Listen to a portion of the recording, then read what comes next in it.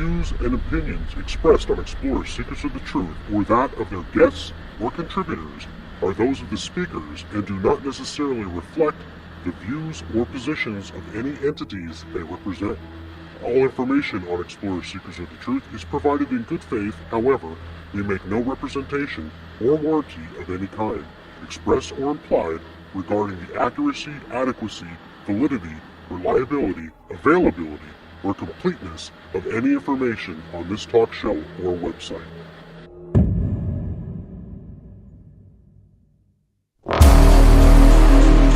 From monsters and ghosts to otherworldly beings, join the explorers as they venture into the darkest realms, seeking the truth to what goes bump in the night.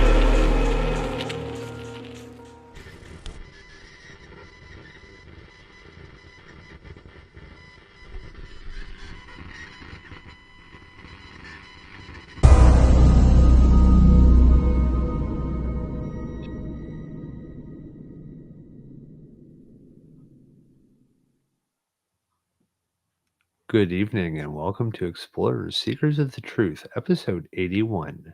Sit down, relax, shake off this normal world, and journey with us to the other realms of possibility. Tonight, as always, I'm joined by my best friend and co-host, Lesson Cabbage. Come with us as we explore and seek the truth about this world. How you doing, Les? Very well, very well. How about you, my friend? Doing pretty good. You know, I only ever allowed to say I'm doing good. That's right. So that's how it's scripted anyway. Yeah.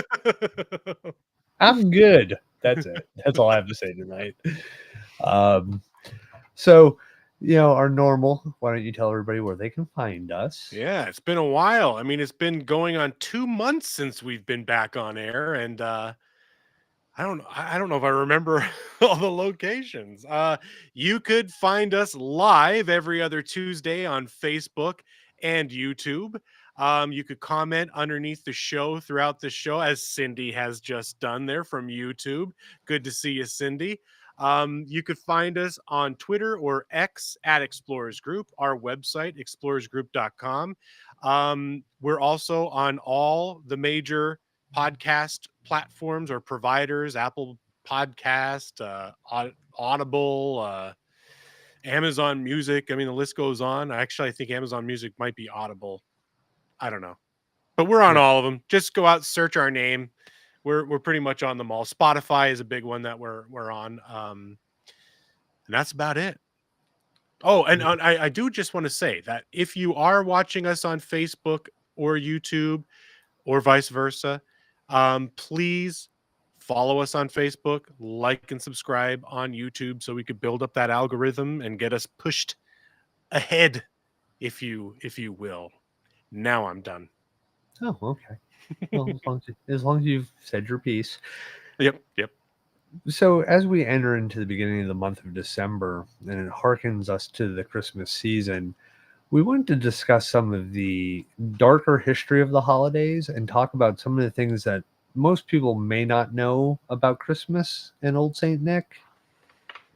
Like, you know, some people know the classic red, white, black Santa Claus was, you know, generally depicted more like back in the day. He would have been depicted more in a traditional green and tan, and sometimes with the scarlet robes of a bishop. Mm-hmm. And around 1920, Coke started using Santa in their advertisement in the wintertime. And then in 1930, they had commissioned Fred Mizzen to create a modern version of Santa Claus. Mm. So that's more where you get the rosy red-cheeked, white-haired old man with the red, white, and black, which if you think about Coke is their color scheme. Oh, yeah. So they kind of marketed, you know, Santa Claus more to the Coca-Cola image. And then since the 1920s and then the modernization in 1930s, he's pretty much stayed as a staple of Coke's advertising campaigns around Christmas. Oh, yeah. Well, they did stray for a little while there with the polar bear. Yeah, yeah, they did. But there was still some Santa Claus stuff that they had done. Mhm. Maybe not on the televised end of it, but some of the packaging and stuff Oh, still yeah, yeah. had Santa and stuff. Yeah, I know actually, I think just down at my local store, they have the Christmas boxes on the cans of soda. They have the Mhm. Santa Claus on there now, so he's back. He's back. Yeah. So a little bit on the history of Saint Nicholas of Myra. He was born in around March 15th of 270 and passed away December 6th of 343. And he's also known as Nicholas of Bari, and he was an early Christian bishop of Greek descent from a maritime city of Patara in Anatolia, which is now in modern day is a province of Turkey. And this was back during the time of the Roman Empire. Mhm. And, he became known as Nicholas the Wonder Worker because of many of the miracles attributed to him during his ascensions. Hmm. And do you want to know what he's the patron saint of? Yes, yes, please. Well, Saint Nicholas is the patron saint of sailors, merchants, archers, repentant thieves, children, brewers, pawnbrokers, toy makers, unmarried people, and students in various cities and countries around the world. That's kind of an odd one. Just Y- students in various cities. Yeah, it kind of is weird because, like, w- you know, students and like, you know, traveling. There's already a patron saint of travel. Yeah, yeah. But if you think about though the whole Santa Claus Saint Nick thing, the merchant, Mhm. repentant thief, children, Toy maker. toy maker, kind of fits the Santa Claus motif. Oh, absolutely. So now you get into his reputation, which evolved among the pious and was common for early Christian saints, and his legendary habit of secretly giving gifts that gave rise to the Santa Claus folklore Mhm. or Sinterklaas. Yeah. Well, while I was out over the Thanksgiving break, actually it was on Black Friday, I took my oldest daughter out to do a little bit of shopping. Happened upon Barnes and Nobles, and while we were in there looking around, I found this book, which I don't know if you all could see it. No, It that way. There we Yeah, go. Now, there you go. okay. No, I come don't know down which way one. I'm going. Right there, right There there. we go. There's state right there. It's the Scary Book of Christmas Lore. Forget about Jingle Bells and Jolly Old Saint Nick. 50 Terrifying Yuletide Tales from Around the World by Tim Rayburn. And I found this thing really, really interesting because um we just I kind of like wanted to make this month more about creepy lore and legend circling and evolving around Christmas. I mean, obviously we cover all things strange, paranormal, cryptozoology and all that. So these stories kind of fit perfectly, and I wanted to keep the theme of storytelling going because of the history, which I'm sure you would like to indulge on that for us. Well, yeah, of course. History, me. Mhm, mhm. The peanut butter So, and jelly. yeah, when you think about the olden days of Christmas, was a time of families gathering around and burning a Yule log in the Mhm, hearth, where storytelling was a commonplace thing. But one of the interesting things is we don't think of it nowadays, but ghost stories mhm, with their elements of the dangerous and the supernatural were a natural fit for these gatherings, offering a thrilling contrast to the warmth and safety of the home during the coldest and darkest times of year. mhm. This tradition lasted for several hundred years until the Christian or the Christmas celebration, sorry, was kind of halted by the Puritans. And then in the Victorian age, it kind of regains its popularity. but that's also when it kind of got to the height of the paranormal obsession Yeah. with storytelling. And, it's kind of the bewildered by the concept of invisible and, you know, the scary, spooky, but it was also the thought process of it was the night before the birth of Jesus, so therefore no spirits could actually harm you by Mhm. telling these stories. So we often nowadays think of Halloween as the, hey, let's tell some ghost stories, or that's the more the time of year when people go to the ghost stories or the monsters and the Right. creepiness. But back in, the mid-Victorian age, that was the height of Christmas. Is the ghost Christmas Eve especially was the height of the ghost telling, the ghost stories, the paranormal, the creepy monsters. Yeah. Not as much of a Halloween tradition until much later, and nowadays nobody tells ghost stories on Christmas. Well, Yeah, I do. which is I tell sad. them all the time, but Yeah, yeah, yeah. Well, it's kind of what I wanted to do with this theme is kind of talk about. I mean, our show is pretty much telling scary stories all the time anyway, or talking about Mhm. the strange and the unknown. But when we were talking before we got this show set up, I was like, and you had mentioned, well, traditionally Christmas was storytelling of ghost stories, and it kind of reminds me of that scene from the Disney cartoon with Ichabod Crane. You know what I mean? When they're at that party and Braun or whatever the guy's name was started telling the spooky story of the headless horseman, and he scared Ichabod. And that's what they Mhm. would do, is they would all gather around the fire and tell spooky stories of ghosts and Well, creepy things in the night. yeah, and if you think about it, like A Christmas Carol or Yes. Scrooge, Mhm. whichever, version of it you wanna think of, is a ghost story. Yep. He's visited by ghosts, Yeah. to kind of change his ways and show him what could be, what has been, you know, and What's going of to be. Yeah. what's go yeah.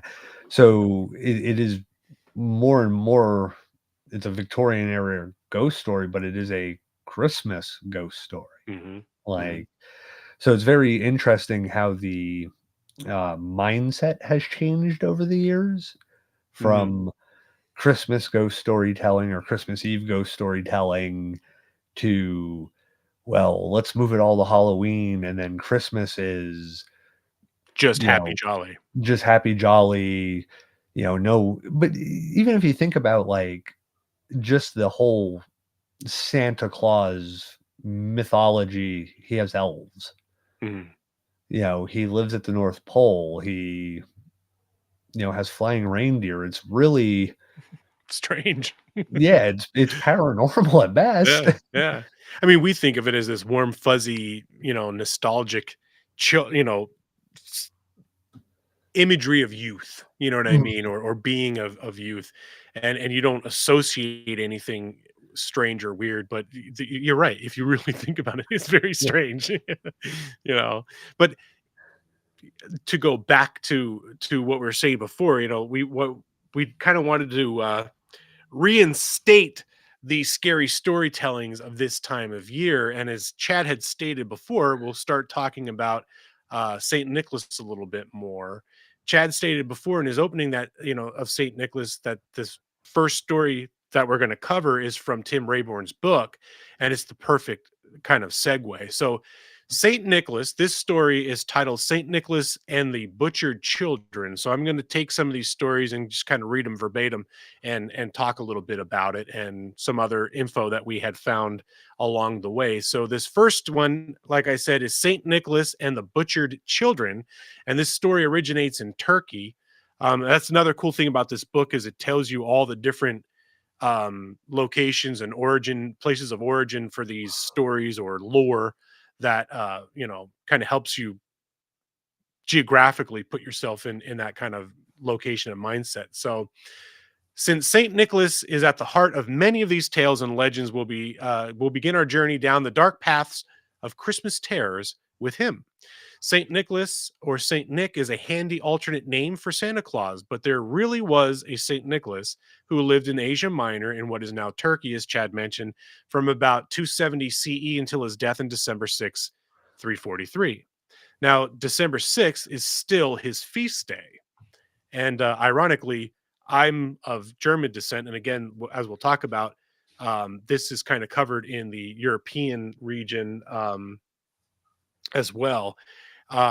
We still celebrate December 6th, St. Nick comes, and which is kind of confusing because it's like, oh well, Santa's coming twice. Well, we've always done that growing up, where we would celebrate on the 6th, and then on the 25th. On the 6th, St. Nick comes, gives a little bit of candy and a small gift in our stockings, and then on Christmas Day he brings all the other toys and everything. So it was kind of neat. It was kind of like, you know, two for the price of one. But anyways, in his own time, he was Nicholas of Bari, as Chad had mentioned, a Greek bishop in an age when the Roman Empire was not officially Christian or even close to having a majority of Christians in its population. Not too much is known about his actual biography, but quite a few legends spring up about him during and after his life. Many of these stories tell about his generosity and his secretly giving gifts to people or money to those in need. He was quite possibly the first secret Santa. One such story says that he prevented 3 girls from being forced into prostitution by dropping sacks of gold through their window each night for 3 nights, which allowed their father enough money to pay dowries for them. The father discovered him on the 3rd night, but Nicholas told him not to tell anyone about his generosity. Nicholas is also said to have performed miracles such as calming a stormy sea while he was sailing to the Holy Land and driving out demons. But the most famous legend about him concerns the fate of 3 children and a very evil butcher. The story goes that these 3 kids were out in the fields and lost track of time. They came to a town and to a butcher's shop, which was lit up inside. They were tired and hungry, and now they were lost. So they knocked on the door. The butcher answered, and they asked him if they could have some food and a place to sleep for the night. He was only happy to welcome them in, but had no intention of giving them a warm welcome. Taking out a sharp knife, he killed and butchered each of them, dismembering them and placing the body parts in a barrel with brine for curing. He intended to sell the pieces as ham to unwary customers when the curing was finished. Kind of brings to mind the story of Sweeney Todd. A long time went by. Some accounts say as much as even 7 years, but Nicholas learned of the crime and he went to the butcher. He commanded that this evil man open his salting barrel, and the butcher could do nothing but comply. Once open, Nicholas made a sign of the cross over it and commanded the children to rise. The 3 dismembered bodies were miraculously repaired and the children brought back to life. No word on what happened to the butcher, but later legends say that he was forced to work with Nicholas ever after as penance for his sins. We'll meet some of his incarnations in this book later. This weird legend seems to be a fairly late addition to the stories about Nicholas, but probably originating in Middle Ages. But from it, some began to see Nicholas as a patron saint of children. This, combined with his reputation for gift giving, dovetailed nicely into winter traditions for presents and miracles, such that Nicholas now has pride of place as a holiday gift giver in many European countries. A December 6th, even if he is accompanied by that miserable old Krampus, which is who we'll be meeting later, incidentally. Mm-hmm. The story, when you think about it, almost is similar to Matthias Schallenbacher. Kind of, yeah. Yeah. He was the innkeeper that would invite people in and kill them. Yeah. Yeah. Well, here in another version of the story depicting the butcher as the French cannibal La Perf Feathered, which my French is not great. Mm-hmm. So in one version of the tale, he's an actual butcher, and then in another version of the tale, he's actually an innkeeper. Ironic. Yep. Who some say carved... what? No, I was laughing. Go ahead. I thought I missed something good. No. You're good. Yeah. You're good.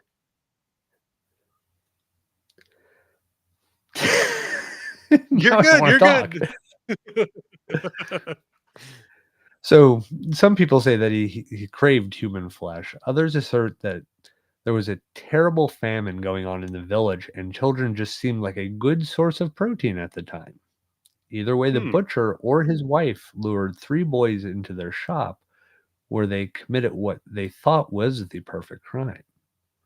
To corroborate the story to one Les was reading, Saint Nick became the patron saint of children, the inspiration for our modern day Santa Claus, and the butcher became La Père Fête, which translates to Father Whipper or Old Man Whipper in French. And he's basically Saint Nick's sidekick and deals with any guff, naughty children and gives them a good thrashing or whooping and then gives them to their parents. Such a nice guy. Yeah. And now his description is he's usually seen with a whip or a large stack of sticks, chain wrapped around him. At the time, he's Mhm. also has a wicker backpack to carry off children. Mhm. He usually has a dark, unkempt appearance, which could originate in the 1552 siege of Metz, where tanners burned an effigy of the King Charles V. I love when we use Roman numerals. Mhm. Before being liberated. Since the burning of the effigy coincided and may have blended with a pre-existing legend of the cannibal butcher, others say it is simple as the fact that he slides down chimneys with Saint Nick and gets covered in soot. And if you think about it, this again kind of draws a resemblance to Krampus, Mhm. which we'll be talking about a little bit later in the show. I have to go a little further in my notes, sorry. that's all right. I do the same thing. It's like, damn it, it's stuck. Yeah. So there's also another story from the book about St. Nicholas's origins. This comes from the polar region, and it links or tries to link Santa Claus to the shaman in Siberia, the Mhm. polar north. It talks about the Sami, the indigenous people of Sapmi, Sapmi? the land north of the lands of northern Norway, Sweden, Finland, and western Russia, incorrectly known as Lapland. They have a number of interesting cultural traditions that bear an almost creepy resemblance to our version of the story of Santa Claus. Mhm. In some Sami settlements, people traditionally would be visited by the holy person at the solstice or at other times. They would come to perform spiritual healing work, often while using hallucinogenic mushrooms, Anamanti muscari. Sure. Don't ask me. I don't know how to pronounce it either. Yeah, they were doing magic mushrooms. Yeah, that's it. Yeah. Also known as a flying agaric. Les, you're a Fly mushroom person. agaric? Agaric? Yeah. Yeah, you're a mushroom person. I don't know these mushroom words. I don't know magic mushrooms. I just know edible mushrooms. Well, these are the ones that you don't eat unless you have free time, That's right. That's right. which is a red toadstool with white spots. The holy person would often imitate this mushroom by dressing in red and white. Mm. Old Sami dwellings resemble teepees, and if they were covered with snow, the holy person might have to enter from the top, i.e., where the smoke from the fire escapes. Mm. These holy ones would bring gifts of healing and messages from beyond, and afterwards they would be thanked with gifts of food in return. So all these dots connecting now. Yep. Then they would leave, often on a sled pulled by animals, especially, yes, reindeer. Reindeer, by the way, enjoy nibbling on the flying Agaric. agaric mushrooms. and we'll actually seek them out to eat. It's also worth mentioning that in northern Finland is still touted by the Finnish tourist organization as the home of Santa Claus. Mm-hmm. Now, none of this proves that the Sami or even Siberian traditions are the origins of some of the most famous ideas about Santa Claus, of course. Mm-hmm. But some have suggested that Clement Clark Moore, who is credited with writing the 1823 poem A Visit from St. Nicholas, better known as "'Twas the Night Before Christmas," might have been drawing upon old northern legends and depictions of ancient traditions that were just beginning to make their way into the greater awareness at the time. Now, this doesn't mean that there is a direct connection between magic mushrooms and Santa, but rather that the idea that Santa are formed with several various influences. One Mm-hmm. of them might well be as the healer of the snowy north who visits people via reindeer in the coldest time of year to bring health and healing, who's also dressed in bright red. Well, just resembling their most useful tool, the mushrooms. Yeah. Now, here's an interesting. I wonder if the other villagers ate those mushrooms too, and that kind of created they were flying away on a sled pulled by reindeer. You know what I mean? Where they're kind of Well, like tripping out. I was going to say with magic mushrooms, not that I know, but you see trails. Like things will trail as they're moving. So if you guys partaked in some mushrooms and then all of a sudden the healer goes to leave and you look out and it takes off, it might appear as it's Like starting to blown fly off, away because yeah. it's going. So yeah, that could be a very coincidental, but could be possibly where some of the inspiration for the flying reindeer come from. Yeah, because I mean, if the shaman is partaking in these mushrooms, the reindeer are eating these mushrooms, Yeah. it would almost make sense like part of the healing is coming along and sharing that with the other villagers Mhm. or whomever, you know what I mean? So they're Yeah. all kind of getting that, you know, trip, if you will, Yeah. and then, they take off and woo, he's flying away. So this story in particular I really like because it really does, like I said before, connect all those dots of what we traditionally know Santa Claus as. And Mhm. it's funny that they would mention that, the color of the mushroom, that's where you get the red and white. Now, I think it was to your point, like, well, in more of like our traditional, our Mhm. heritage, you know what I mean? Um, would definitely be Coca-Cola's branding of Mhm. Santa Claus in the red and white, but Yeah. they could have very well have pulled that or drawn inspiration from this because, oh, hey, this makes sense because this goes along with our branding and Mhm. this is part of this legend.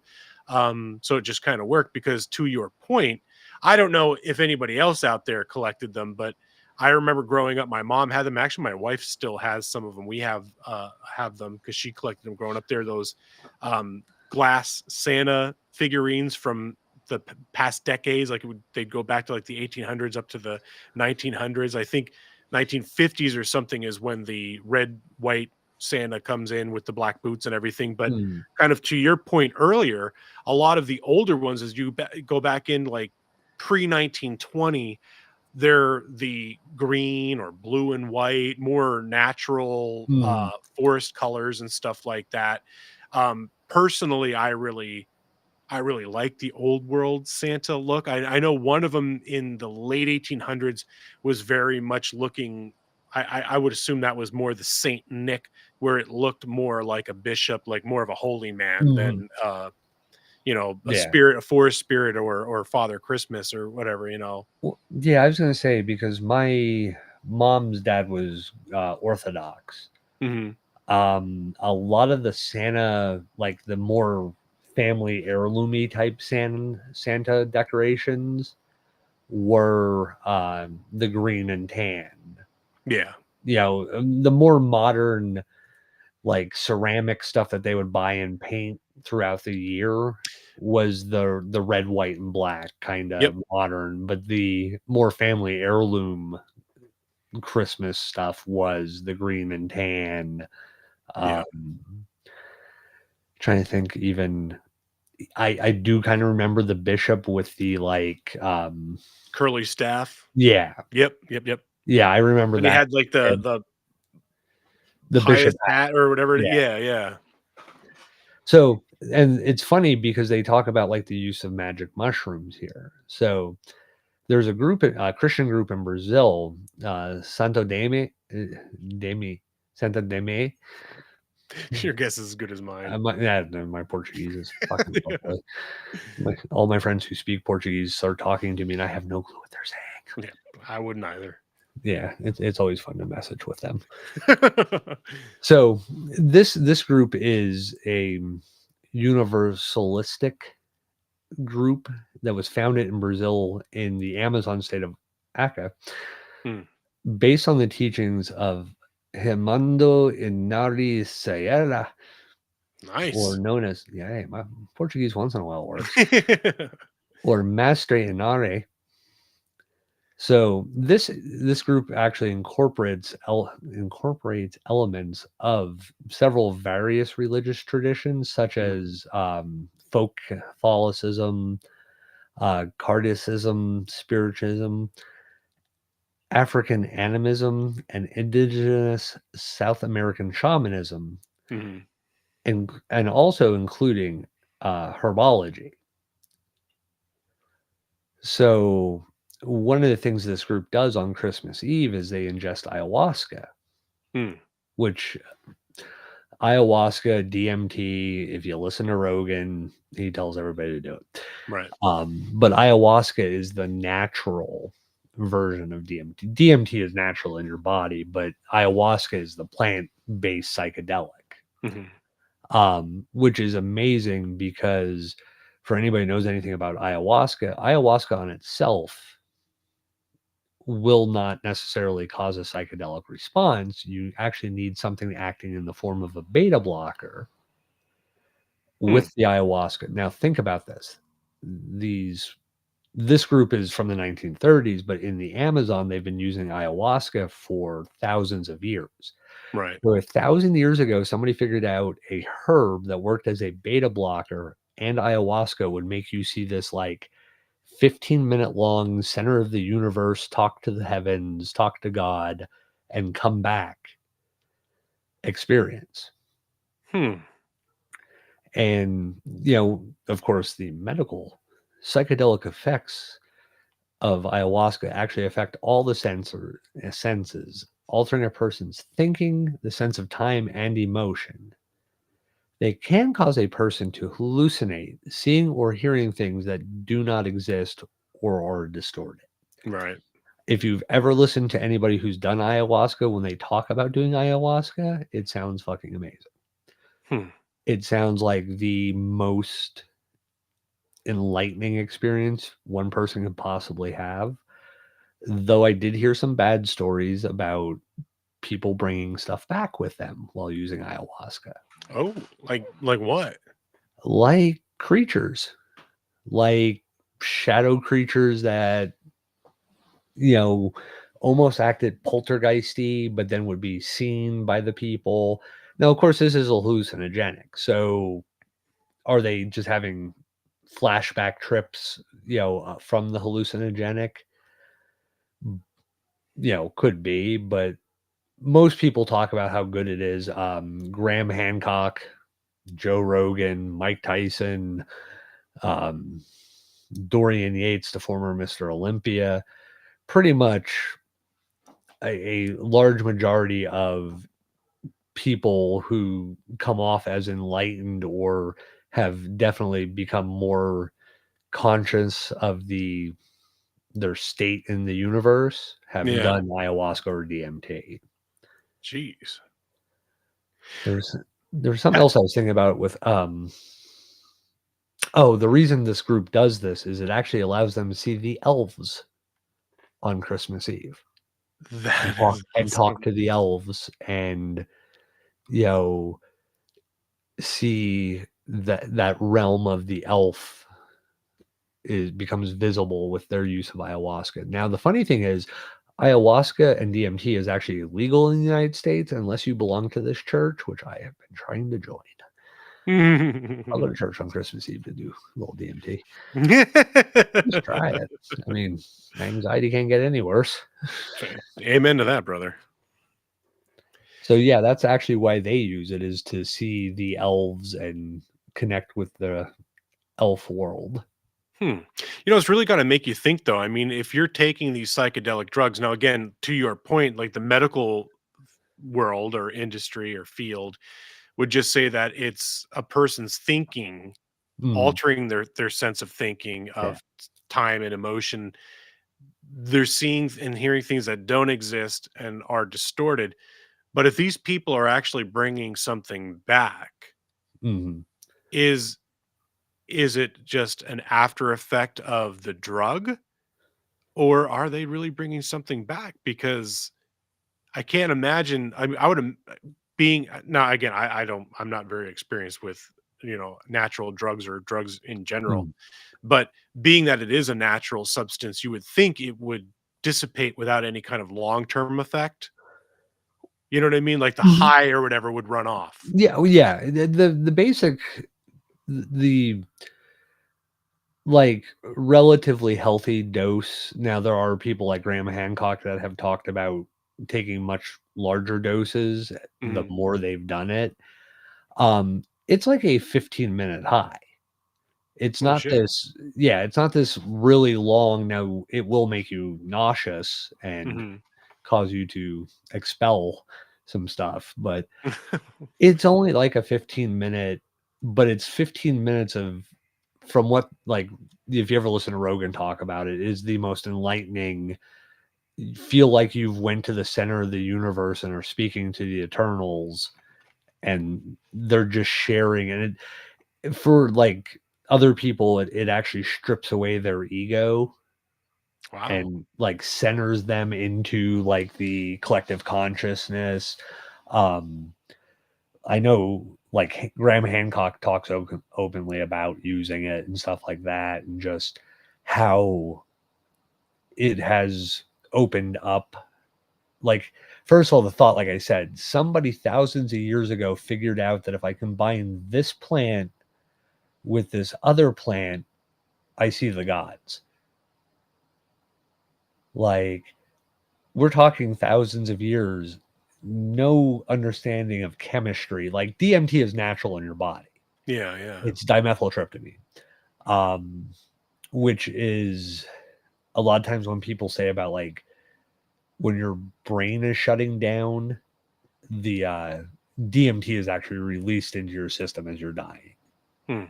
So it causes you to see, like people say, they see their deceased loved ones waiting for them. Yeah. A lot of times that's written off as a byproduct of the DMT release. Hmm. Or the ball of light or whatever. Yeah, the tunnel, the light, all that. Like when they start talking to deceased family members and they say they're standing at the foot of their bed and they're at peace, the DMT is part of that. The DMT release actually facilitates some of that. Kind of puts them on a little trip. Yeah. So ingesting it outside of the death process, Mhm. you go this 15-minute cosmic journey and then you're back.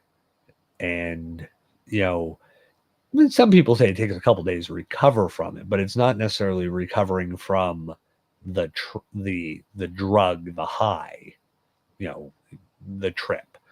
Mhm. It's the recovering from having yourself stripped bare and facing all these things and learning more about the collective world. Yeah. Well, Alicia brings up a good point is, when I was saying before about natural stuff shouldn't have as long of a lasting effect. She says just because it's natural doesn't always mean short lived or safer. There's a lot of natural stuff that can kill you. Your body has a really delicate chemical balance.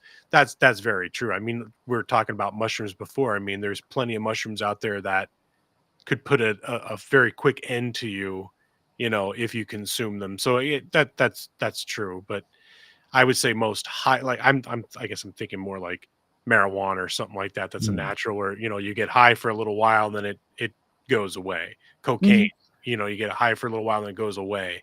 Um, I don't know much about this, but I think it would definitely be interesting to put yourself in a state like that and see what you could see. But kind of to your point, I would be afraid of that low percentage of people that did experience the negative, or Mhm. thinking they brought something back, or did they damage something that is triggering these visions, or Mm. prolonging these visions where they're thinking they're seeing stuff. But Yeah. I don't know. Well, you need a good trip guide. Yeah. Yeah. I'm not that person, but Not me neither. Me neither. But I don't know. I don't know. It is very strange indeed. So you did say that they took the mushrooms to see the elves, and I was going to save this for a different show, but there is a story in this book of the Tomte, or Tomtin in Scandinavia, where they talk about it. The Tomtin, or the Tomte, is a delightful Scandinavian elf-like being who, much like Santa, brings holiday happiness and joy to, oh, who are we kidding, he says. He can be absolutely horrifying. He's not necessarily one of I'm sorry, this is like a black page with white, and my my lighting is very, very hard. So I'm just trying to read this quick. So basically, these are they're small, old looking men wearing gray colored rustic clothing and sporting a large pointed cap pulled down over the ears, as well as a big bushy beard, or he might look completely different. That's because while there are only one Santa, there are many Tomta, or Tomtar as the plural. Um, they live on farms and on other homes in Scandinavia, and the belief in them might be a holdover from a time when people believed in house and land spirits with whom they had to cohabitate and make peace with. If things were going to run smoothly, the spirits were there first after all. So basically, to make a long story short, not that it's very long, it's only 2 pages. These little guys would live in your barn, like they said, on the farm and stuff like that, and you would have to appease them every year with food, like in particular porridge. So you would leave a bowl of porridge out for the tom to consume, and as long as they liked your porridge, you'll have a year's full of good luck. If they didn't like your porridge, they'll wreak havoc and cause mischief and all that stuff. So one of the story part of that story was I guess you would put butter in the porridge and for the tomta, and I guess they put the butter in the bottom of the bowl and then put the porridge on top, and the tomta thought that they had not put the butter on, and they got mad and they killed the cow, the family's cow. But then after he ate the rest of the porridge, he found the butter at the bottom. He didn't mix it up and he felt bad. So he stole the neighbor's cow and brought it back to give to them. Um, so that is kind of the elf like traditions where I guess, like, if you think some of the older interpretations or depictions of Santa Claus and his elves, a lot of times they look like what I would call like a gnome, like the little guys with the beards and pointy hats and stuff. And um, I guess they would work alongside Santa Claus to make toys and all that stuff for the boys and girls. But I thought that was kind of a cool kind of add-on story there too, because you had mentioned them using the psychedelics to see the elves. So not all elves are good, or you have to kiss their little butts to make sure you're going to be okay. And I was just I saw on Facebook too, and I can't remember exactly what it is, but when you were talking about DMT and tripping and stuff like that, there was this post. It was small. It was just a picture of, and I don't know how true it is. I didn't look into it. I just read it and I thought it was interesting. I didn't go any further than that.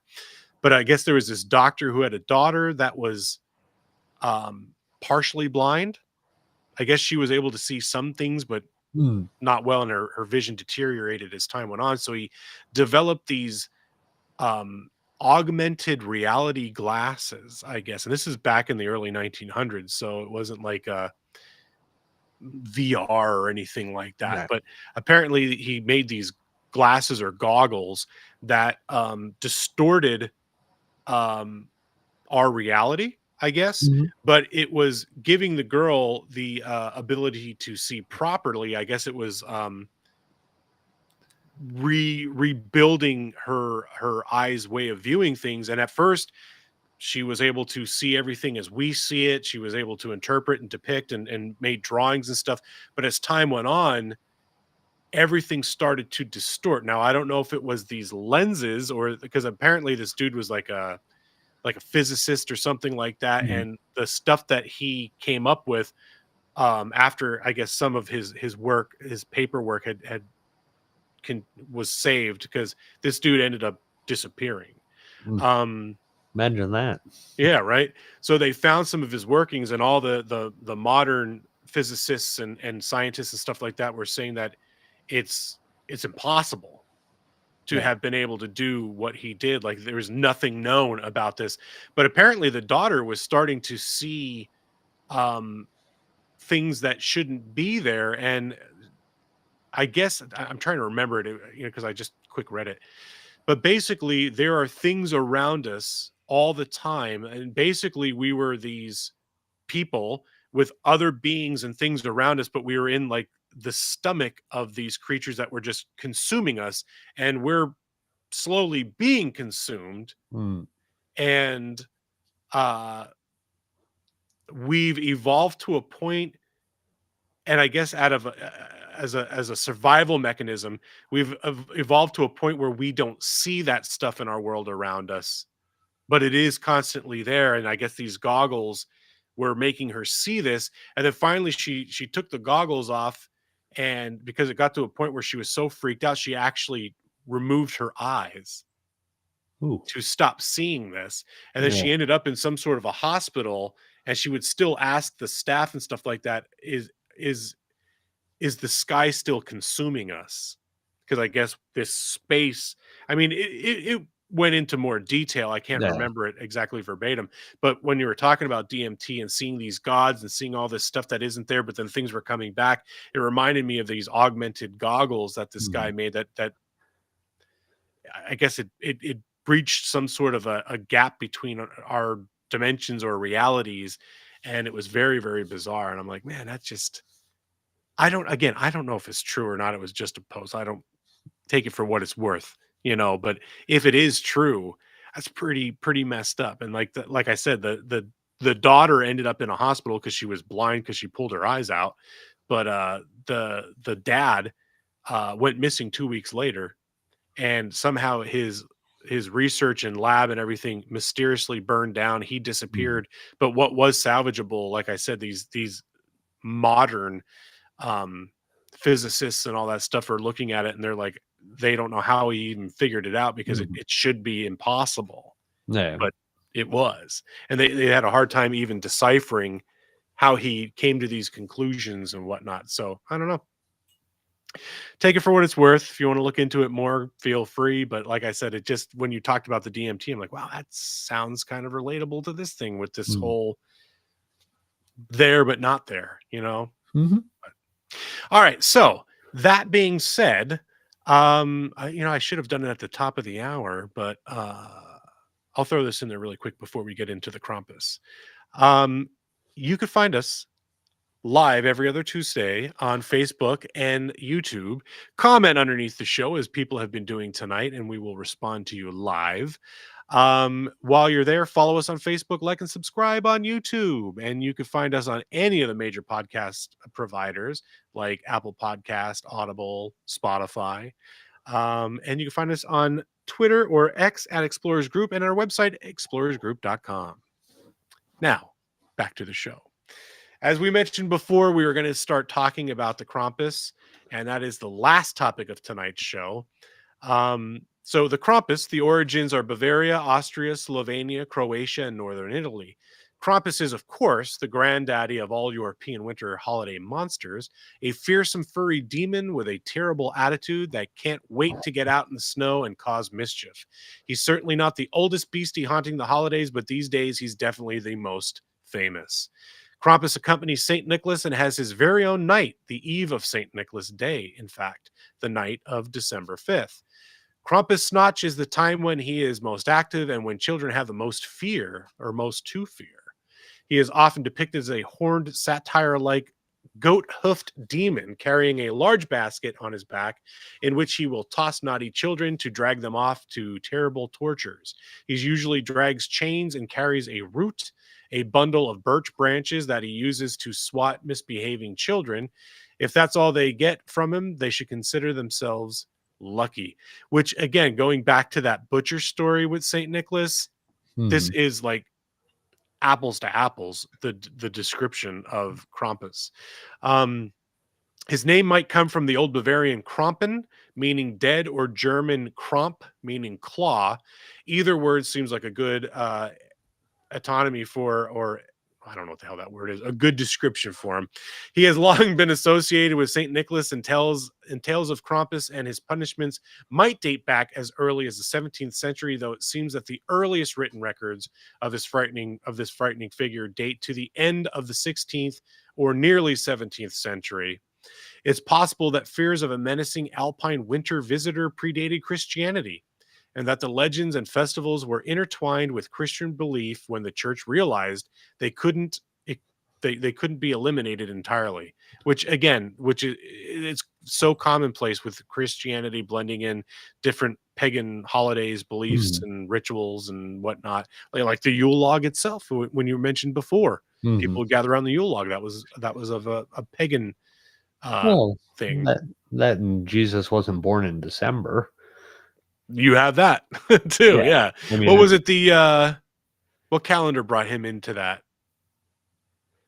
They took the winter solstice, and because it was such a celebrated pagan holiday with multiple different pagan tribal groups, that the Yule log and stuff like that became the Christmas tree, the actual burning of a Yule log. The winter solstice, they moved it to the 25th and slowly converted the pagans over, because most likely, if you think about the story of Jesus being born, would neither be April, November, or like September to fit the story. Right. It wouldn't fit December in that area. Right. So yeah, they basically just moved the winter solstice to the 25th and claimed that's the day Jesus was born, and co-opted the holiday for Christianity. Well, just another thing that Christianity stole to try and integrate people into their belief system, which I guess it is what it is. So back to the description. This fearsome night creature was given a holy role within the church to punish sinners, especially children. The Nazis banned Krampus celebrations, but the people were having none of it, and as soon as those losers were dispatched, Krampus came right back, bigger than ever. Today, of course, there are Krampus celebrations all across the Alps and beyond, even in the United States.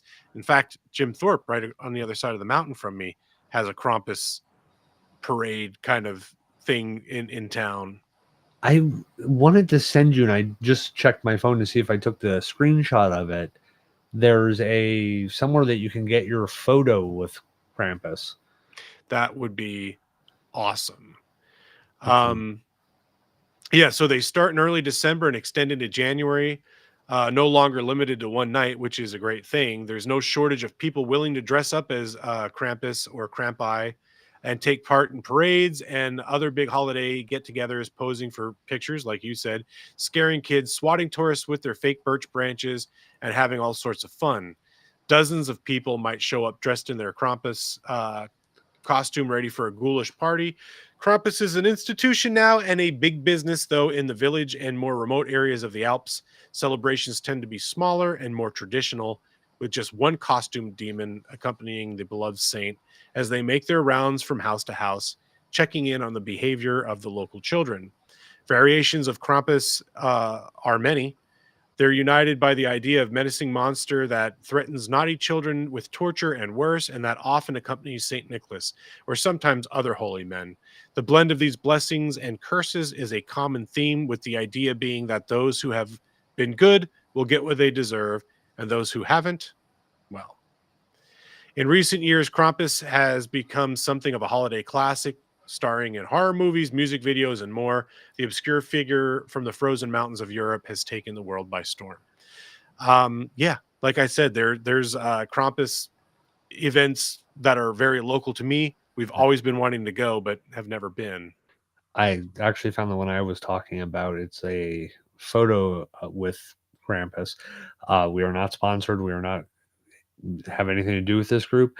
But as the winter solstice grows closer, Krampus is coming to Hanover, Pennsylvania. Join us at the Serpent's Key Shop and Sanctuary for our Krampus-themed photo shoot.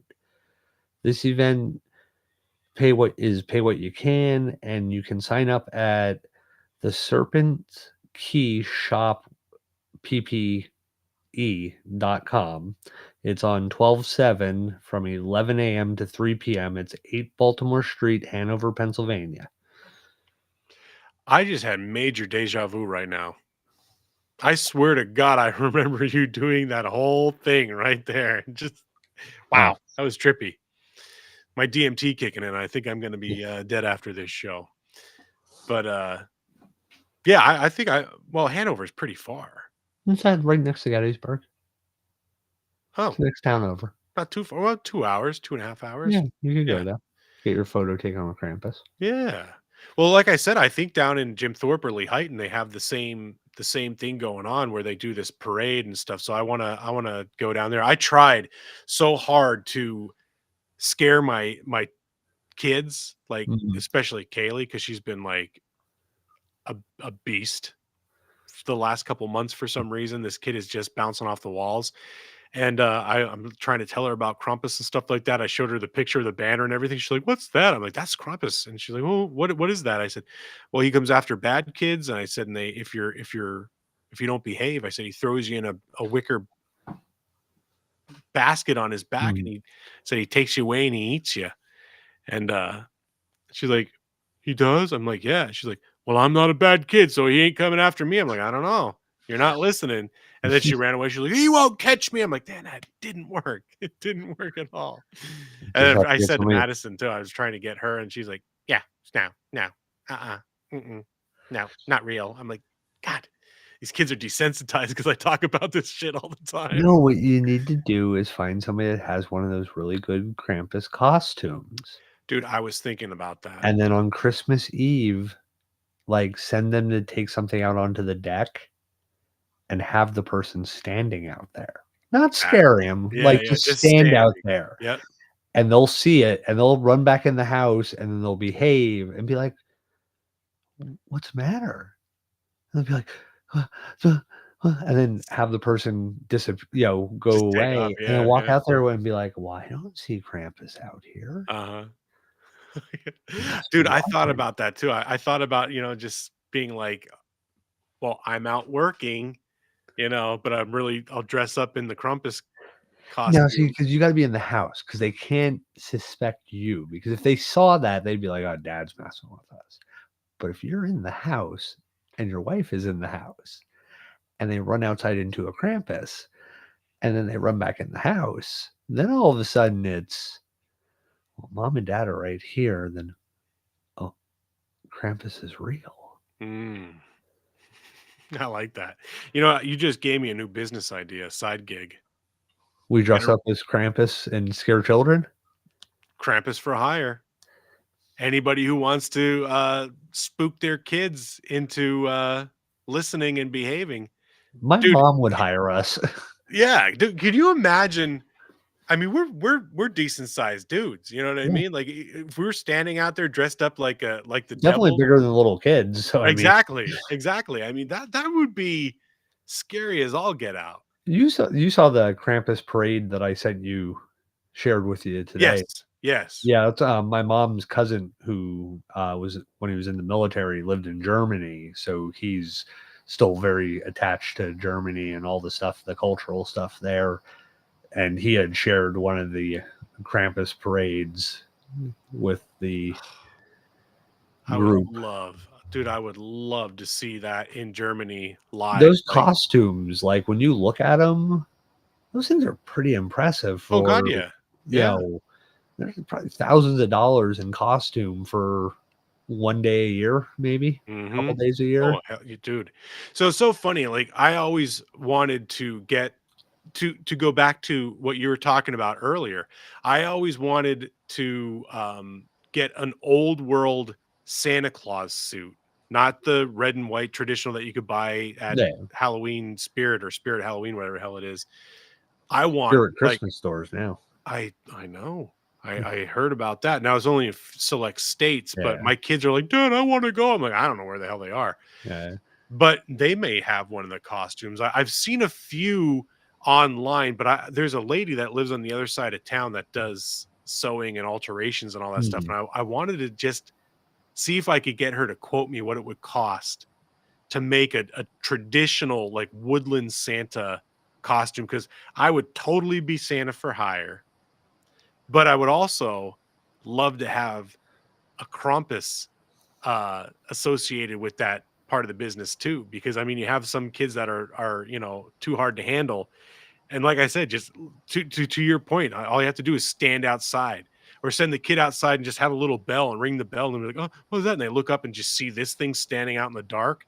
Oh, that'd be the best. That's the new side hustle for us. When all else fails, Mm-hmm. Mm-hmm. and you Well, need you to know who you gotta be. You gotta stuff a pillow up your shirt because you got the beard. really. You get to be Santa Claus. I'll be the Krampus.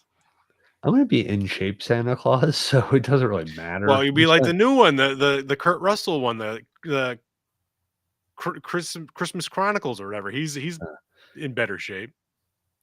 Yeah, well, not. Your Alicia just says she could sew. How much do you want to spend? Oh, don't tempt me. Don't tempt me, Frodo. I'm actually looking at Saint Nick costumes on my phone as we're talking to see if I can find. Dude, I always wanted to be Santa Claus. All right, well, we are getting off the rails here. That pretty much concludes the show for this evening.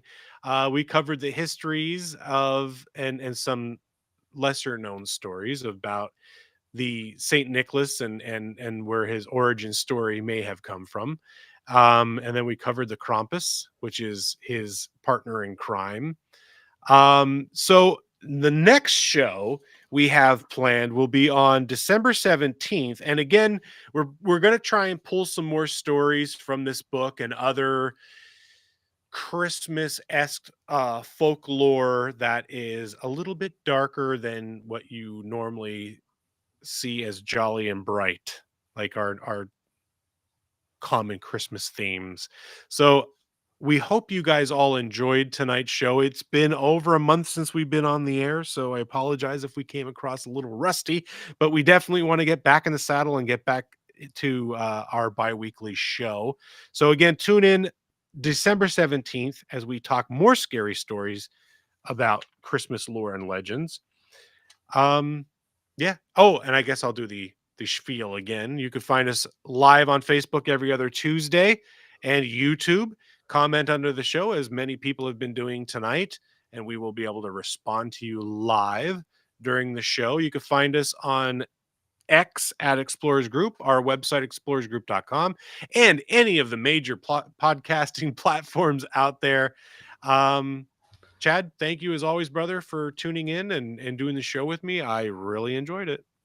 Yeah, it was fun. Anytime I get to talk about ayahuasca, I'm all for it. That was pretty. But, That was yeah. pretty interesting. Now you can tell Les is more of a Christmas person than I am. Because of being a Christmas December-esque That's baby. true. Yeah.